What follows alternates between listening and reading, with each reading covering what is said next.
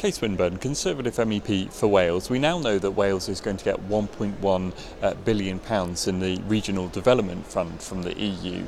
Do we need to learn lessons from the past in how this money is spent this time round? Yes, indeed, we do. I congratulate the Welsh Government for getting their act together and getting the process approved so quickly through the Commission. However, they now need to demonstrate that over the next 7 years of this funding, they can actually make it work for Wales and for our economy in particular. So for me, this is about how to invest it wisely in order to get economic return out of it.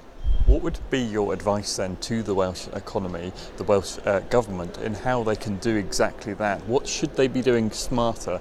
What's gone wrong in the past?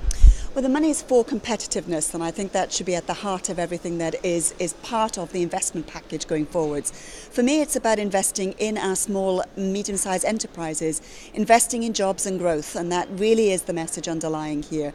So giving it to private enterprise to actually maximise the amount of work they can make for every pound that they invest, rather than giving it necessarily to public bodies who don't have that investment mentality whereby they can actually leverage those funds. So I really do think private industry needs to be involved much more this time round.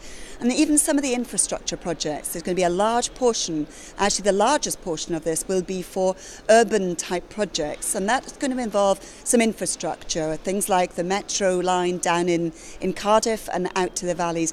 We need to make sure that that actually concentrates on getting real jobs and growth, people to work rather than actual people just to come and socialise. It's really important that that's the focus going forwards. What about public scrutiny, scrutinising the way this money is spent? Can that be achieved when the money is being spent by so many different people in different groups, the public sector and the private sector? You know, how do you track where all that money is going? That's an issue. That's always an issue for public funding, but this time round the EU is keen to be kind of stricter on those rules. Indeed, but we have got priorities set, and we've set them within our application for this money in the first place. But more than that, we've also got the EU guidelines on where these priorities are, and I think it's important that we actually align them up. In Wales, they have set up task force, experts in their field in most of these areas, and so it's going to be really important to use those experts to take their advice on how best to actually invest this money. And so I do think it's not public servants, it's going to be listening to those industry experts that's going to really make sure we maximise the benefit this time round. This funding is about getting Wales out of the poor state it is in economically when compared to other regions of Europe. Considering the billions of pounds that Wales has had in the past to try and achieve that, and Wales is still in this situation, what's the lesson? What needs to be got right on that front this time? This needs to be private, not public spending, is the key lesson for me. And the second one is the size of the projects. We need to make sure that they are big enough to have an impact in the timescale that they've got.